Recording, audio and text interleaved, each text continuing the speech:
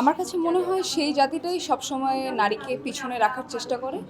যেই জাতি ভয় পায় যে নারী যদি এগিয়ে যায় তাহলে হয়তো পুরুষদের আর কোনো জায়গা থাকবে না। যারা বিজয়ী হবেন না তাদের কাছ থেকে এই জিনিসটা প্রত্যাশা থাকবে যে আপনারা কখনো হাল ছাড়বেন না, আপনারা চেষ্টা করতে থাকেন, আপনারা ভুলে যাবেন না যে আপনারা অ্যাকচুয়ালি কী কারণে এখানে এসেছেন। আপনারা এসেছেন একটা পারপাস নিয়ে। আপনারা যে বিউটি, আপনারা যে সুন্দরী, এটা আপনাদের একটা কারণে।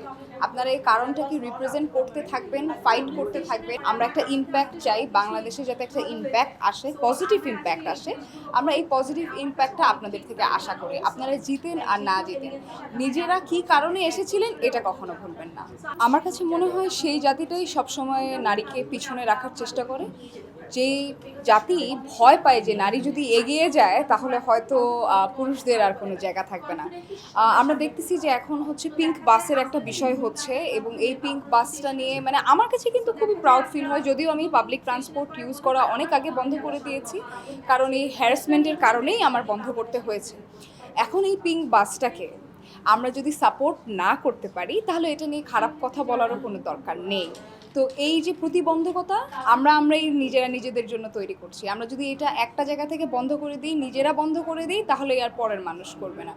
অন্য কেউ করছে বলে তাকে যখন আমরা দোষারোপ করি তখন আসলে ওই জিনিসটা আমরাই রিপিট করে ফেলি।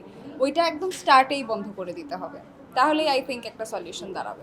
এই বার্তাই থাকবে যে তোমরা আরও কনফিডেন্ট হও, নিজের কথা সামনে রাখার জন্য আরও কনফিডেন্ট হও, নিজের স্কিনে কনফিডেন্ট হও, নিজেকে আগে অ্যাকসেপ্ট করো, জানো যে তুমি কে, কিসের জন্য, হোয়াট ইউ স্ট্যান্ড ফর এবং what purpose do you have.